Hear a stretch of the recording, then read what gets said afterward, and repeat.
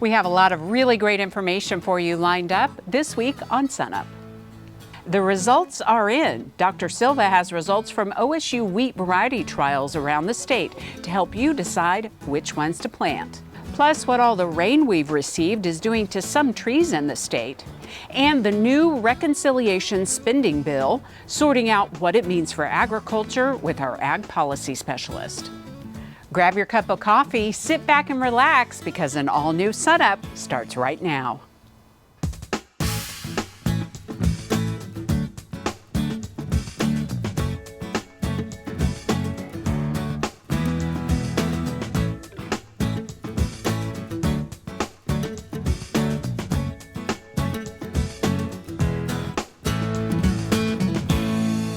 Diving right in this morning with Dr. Amy Hagerman, our OSU Extension Ag Policy Specialist with the latest in Washington. Always an interesting topic. Amy, why don't you get us up to speed?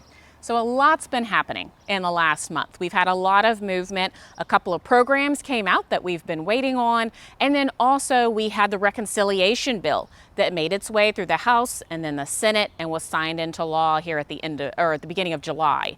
And so a lot of moving parts and pieces right now, and we'll continue to have new programs and new information rolling out in the near future. Talk about the reconciliation bill, what's commonly called the big beautiful bill, and kind of break that down. You're analyzing everything and you're kind of chunking this out into segments that we can start wrapping our heads around. Exactly. There's a lot in this bill, and it addresses responsibilities that are under various committees, and that's part of the purpose of a reconciliation bill. Its purpose is to address things near the end of a budget period, which we are currently in, and make some very targeted changes over time. So the Agriculture Committee was tasked with reducing overall spending coming out of their committee by a certain amount. And so what that has resulted in is some decreases in the nutrition title, using nutrition title programs from the Farm Bill.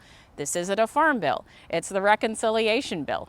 But they made some addresses within the Reconciliation Bill for those nutrition title programs, resulted in about $290 billion worth of reductions overall. There were also some increases on the agriculture side, smaller than that, for some of the different commodity programs, crop insurance, and conservation as well. Some rural development activities happened under that as well. So that was a very slight increase as compared to the overall decrease on the nutrition title side of things. There were also some tax implications that you and the team are sorting out. What do you know so far? So the Tax Cuts and Jobs Act from the first Trump administration was coming up for expiration in this year. And so some of those cuts were extended, in some cases permanently. So for producers, they're going to be sorting out changes in their taxes and those tax implications, but a lot of those are continuations of what was already available under the Tax Cuts and Jobs Act, and just preventing those from expiring in this year. So there'll be a little bit to sort out on the tax side of things, and then some things to sort out, of course, on more the agricultural programs, commodity programs side of things. Talk about the disaster assistance funds and kind of some of the latest there. Mm-hmm. So that's actually separate from the reconciliation bill. In December, a bill was passed that put additional funds for those affected by wildfires, hurricanes, and drought in 2023 and 2024. Livestock producers already saw their first round of payments come out earlier this year. That was a direct payment that came into their account based on their livestock forage program applications. Now it's crop producers' turn with applications coming out for the Supplemental Disaster Relief Program, SDRP. Where livestock producers just received a payment without receiving an application, crop producers will receive an application pre-filled out for them. So just check that information very, very carefully. Make sure it's all accurate. It's based on their crop insurance losses that they received or their NAP losses if they got that coverage through Farm Service Agency, just in this phase one. Just like other disaster programs have been the last few years, there's going to be a phase one and a phase two. with phase one based on that initial amount of money that they have available. And if there is available beyond this first round of applications, then we'll see a phase two. You mentioned briefly the Farm Bill. Any other information coming in or word on a timeline there? So most of the changes in the reconciliation bill are associated with the Title I commodities, and then also Title II conservation, Title IV nutrition, and Title XI crop insurance. There's 12 titles in the Farm Bill, so there's still a lot of programs that are up for potential expiration as of September 30th. So there's still a Farm Bill that needs to be under discussion, that needs to happen. I've heard some in Washington calling it a skinny Farm Bill coming forward into this fall. We have a September 30th deadline for getting that skinny Farm Bill discussion underway, or once again, extending our existing Farm Bill programs outside of what has already happened in the reconciliation bill. And of course, come back on SUNUP anytime too and keep us up to speed. Amy, thanks a lot. We appreciate your time and we'll see you again soon. Thank you.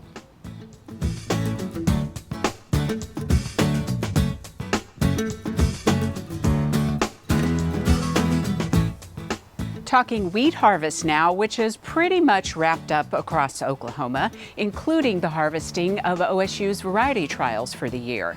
Today, SUNUP's Curtis Hare is with Dr. Amanda Silva to talk about some of those results.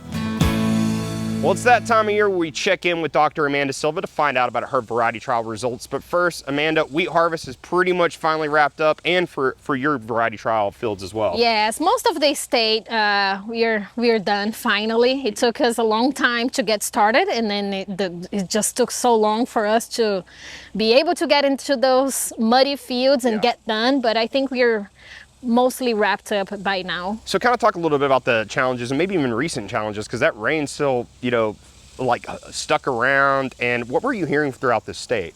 Yeah, it was just so wet. The rain would not give us a break. So anytime we were getting ready, so basically the wheat was ready in most cases, but the ground was just so wet and that rain would not stop. And so farmers had to deal with muddy fields, high moisture, very high moisture, so they couldn't really, in cases where they could get in the field, they couldn't really start very early, so made their day very short.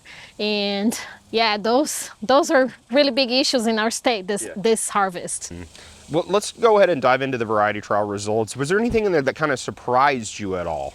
Well, it was surprising to me to see the yield levels in some of the locations, like our plots at Lahoma, with very high average yields, and we see that some varieties in our standard management plots that is just kind of simulating some of the practices that we see in the state, averaging 90 bushels, and then in the intensive management plots we reached up to 100 bushels, and we could see that some of those varieties that yielded high were also able to keep up with that high protein and good test weight.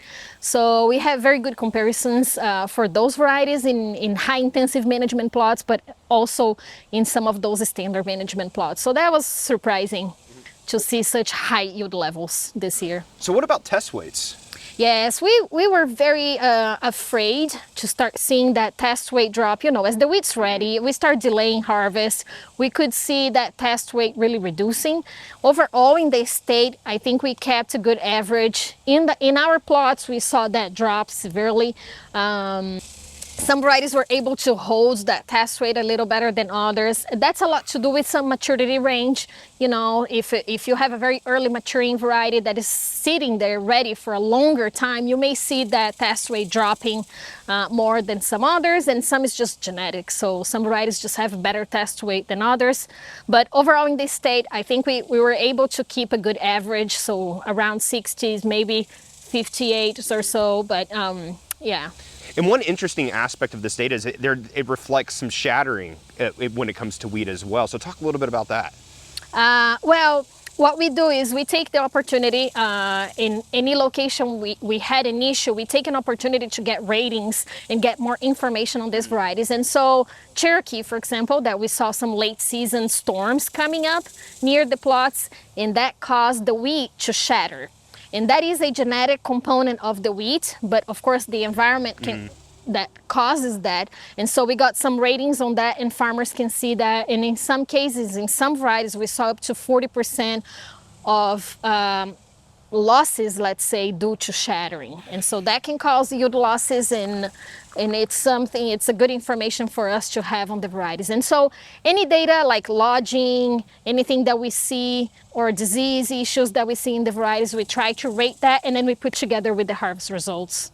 And obviously producers can access this information right away, right now, because you have a lot of this stuff online. Yes, we put everything online, so everything is posted on the wheat.okstate.edu website. If they go to the tab that says the latest harvest results, they can see the harvest results for each location, what happened, what is the management that we have for each location, soil type, nitrogen management, fungicide, everything that we did in those plots, it's listed there. They can see the variety side by side, grain yields, test weight, and protein. All right, thanks, Amanda. It was great to see you, and we'll see you in again a couple of weeks. You know, we'll go back over this variety trial data because, you know, producers are going to want that information as they get ready to plant. Thank you. All righty, thanks, Amanda. Dr. Amanda Silva, small grain specialist here at Oklahoma State University. And if you'd like the link to Amanda's data set, just go to our website, sunup.okstate.edu.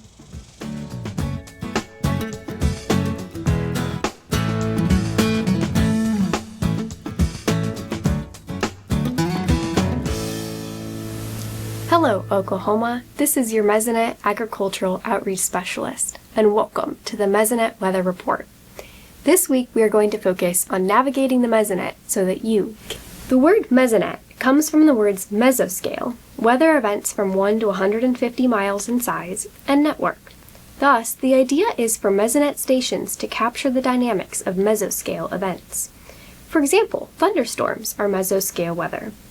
The Oklahoma Mesonet has 120 stations across the state which report data such as temperature and precipitation every 5 minutes. It takes about 5 more minutes for the data to appear on the website. If you go to mesonet.org, you'll find the home page. On the top right, the maps cycle every few seconds. You can change the station by clicking the station name on the top left of the page. If changing the site, be sure to click Select. Towards the top of the page, click into the Weather section. Under Local Weather, scroll down, click on Station Information, and you can find information about your Mesonet site's soil and instruments. Click into a new section towards the top called Forecast. In this section, you can find forecast information for temperature, precipitation, fire, severe weather, and winter weather. Many of these products come from NOAA and the National Weather Service. Next to the Forecast section is the Past Data section. Mesonet Resources is a useful tool within this section.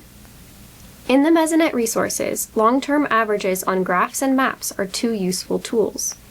Click into the graph Long-Term Averages, and the tool can plot meteorological variables such as temperature and precipitation. To make your own graph, use the Clear Graph button. Then, for example, click the down arrow with Add Customized Data to Graph. Select rainfall for product category and total rainfall for product. Then select in the year box the average 2010 through 2024. Click the fill line and choose a color. Add to the graph. Then keep everything as is, but change the year to 2025, uncheck the fill line, click the bold line, and choose a new color. Add to the graph. The graph should now show how the 2025 precipitation compares to the average precipitation from 2010 to 2024. Clearly, the precipitation in 2025 is higher than that 10-year average. The Drought section on the Mesonet provides information from sources such as the Drought Monitor. There are also maps of consecutive days without rainfall. Under the Agricultural section, there are several hidden tools. Select the crop option, then select a specific crop. In that location is information about irrigation, drift risk, and growing degree days. Under the Livestock option are tools such as the Cattle Comfort Index and odor dispersion. For the K-20 education section, there are many resources particularly for teachers, including learning modules that showcase several instructional videos. The Mesonet OK Fire section homepage shows information about the status of important burning metrics for a Mesonet station. You can change that station, though, by clicking on the station name. Finally, the Mesonet also has an app for Android and iPhone that has many of the website features on it. It is particularly useful for on-the-go information, whether you are running errands or you're in the field. Thank you for watching the Mesonet Weather Report.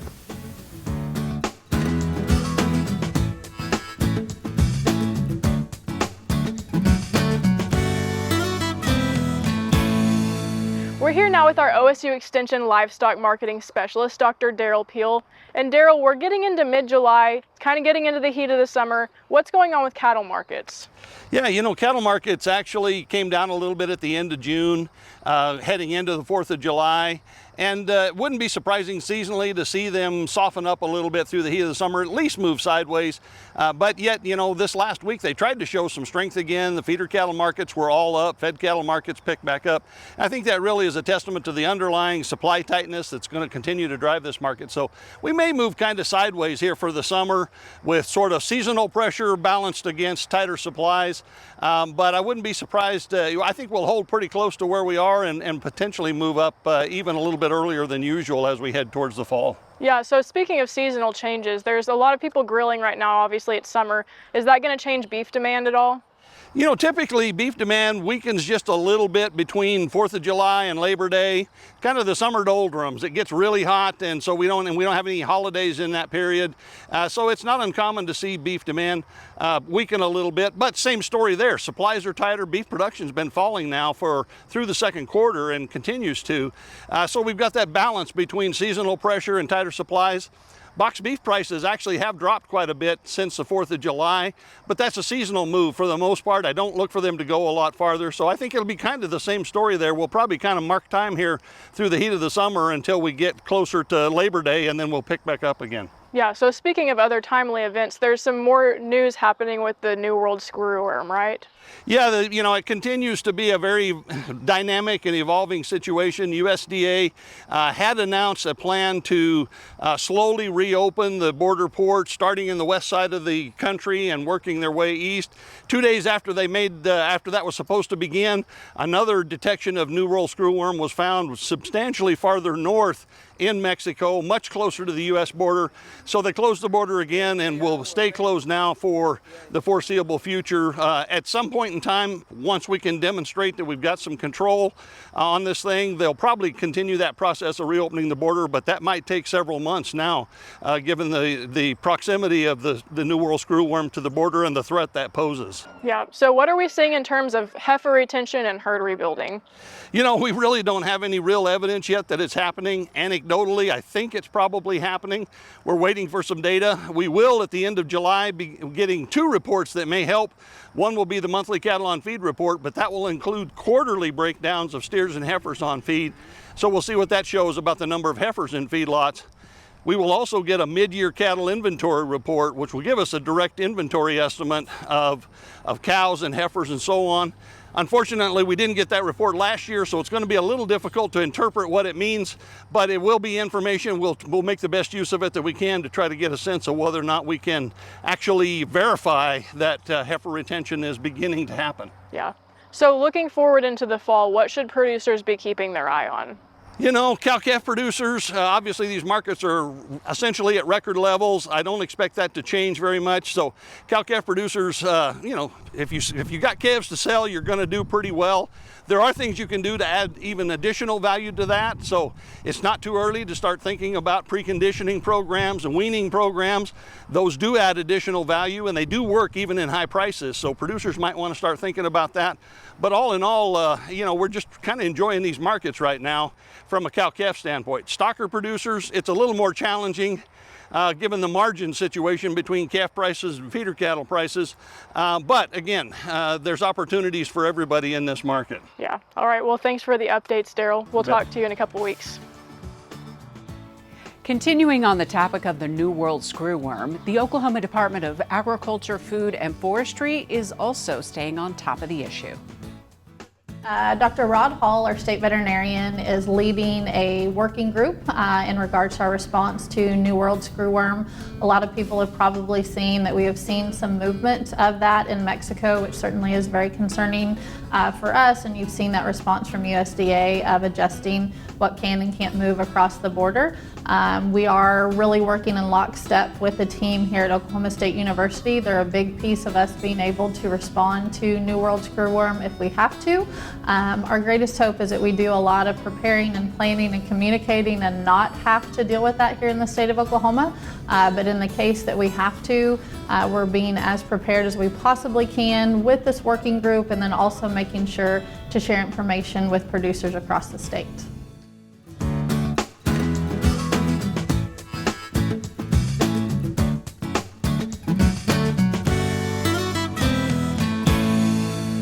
Good morning, Oklahoma, and welcome to Cow-Calf Corner.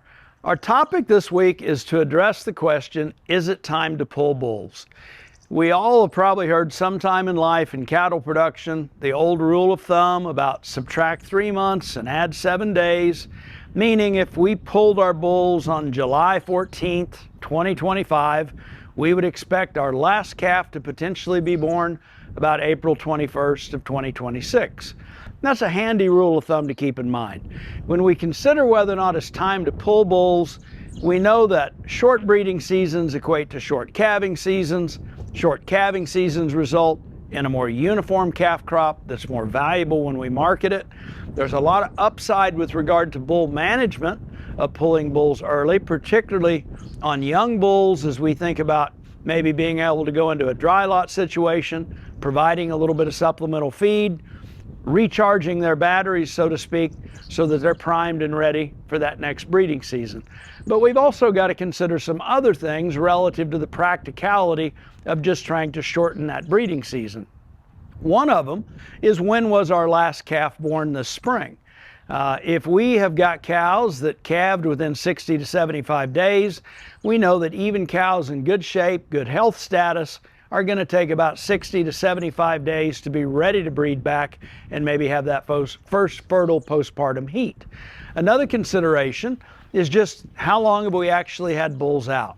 If we've had bulls out for 40 days plus and we're seeing a lot of return heats on the cow herd, it may be time to address some other things or give consideration to maybe rechecking that bull, having him undergo a BSE, maybe checking on the cows, or considering what our nutritional plan has been for that cow herd for the past year, how thin they actually were at the beginning of calving season this year, maybe an indicator we've got some other problems there.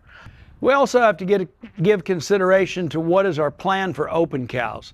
We know that the sooner we pull bulls out leads to more timely preg checks on the cow herd, but what our plan is for those open cows actually matters. We ask ourselves another question. Do we have a fall calving part of our operation that we may roll those open cows into? If we identify those open cows now and intend to cull them, we know that we get the upside of a higher market right now as opposed to what those cull cows will be worth later in the fall. And while we want short breeding seasons and there's a lot of upside, the reality is that a bred cow in the current market we're in has more value than a cull cow, and we'd like to keep as many cows bred and in production as possible to capitalize on this current market. So consider those things when you decide if it's time to pull bulls this year. And as always, thanks for joining us on Cow-Calf Corner. OSU Extension's popular Ranchers Thursday Lunchtime series is back. Join the OSU beef cattle experts, experienced ranchers, and scientists to learn and share production, management, and marketing tips. The Zoom webinars are all on Thursdays at noon, and they're free, but you do need to register so you can receive the Zoom link and more details. Just scan the QR code on your screen, contact your county extension office, or go to the SUNUP website for a direct link to registration.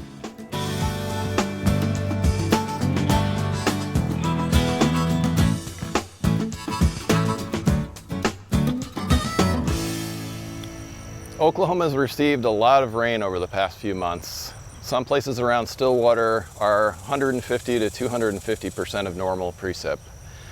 That's led to some flooding concerns, and some people have concerns about trees and root systems that could be undermined by flooding. So I'm standing in front of a cottonwood tree. It's the large tree behind us. Cottonwood grows really well in floodplains. Now, we need to distinguish that between where it grows and something like bald cypress, which grows in a swamp, constantly inundated by water. Cottonwood grows in places that flood periodically, but the water eventually drains. So it usually grows in places with poorly drained soil. Often scouring floods will expose bare mineral soil, which is really good for cottonwood regeneration. The seed is able to germinate in bare mineral soil, and it will also root sprout. So cottonwood does well in this kind of environment. I'll probably mention this a few times, but really the right tree for the right place is critical here. So cottonwood will grow well in places that flood, and typically the root systems will be fine even during flooding. During extreme flooding, of course, if the root systems are undermined, then that can be a concern, especially followed by strong wind events. Now, cottonwood does well in this type of soil. Pines do not. So make sure you plant the right tree in the right place. Also make sure that when you're planting, the root system goes straight down. It doesn't J-root, in other words, it doesn't curve back up again after it hits the bottom of the hole you've dug. When you're planting, the root color of the tree will look quite different. So there'll be a little piece of the root system that's a little bit wider, and you can see the taproot extend down from that. And where you see that root collar is where you want to plant that, right at the soil surface. So make sure that that's not showing once you firmly seed it in the ground. Also make sure that it's not too deep, so have it at the right height in the hole that you're planting. And if you plant trees that way, right tree in the right place, then they should do fine. Certainly mortality will be higher with really strong floods and winds, but generally flooding alone is not enough to push over trees. You'll take really strong winds for a tree to fall over. Trees that are growing in the wrong place or that you've planted in the wrong site often will exhibit a lot of different signs of poor tree health. So sometimes that could be chlorosis, so the leaves could be a little bit lighter in color. Sometimes they could start to lean or tip. Often trees like that will need to come down. If they're hazard trees, you may want to take them down yourself, but certainly planting, again, right tree in the right place is critical. That'll do it for SUNUP this week. Remember, you can see us anytime at our website, follow us on our social media, and stream us anytime at youtube.com/SUNUPTV. By the way, thanks for all the new subscribers we've been seeing lately. I'm Lyndall Stout. Have a great week, everyone, and remember, Oklahoma agriculture starts at SUNUP.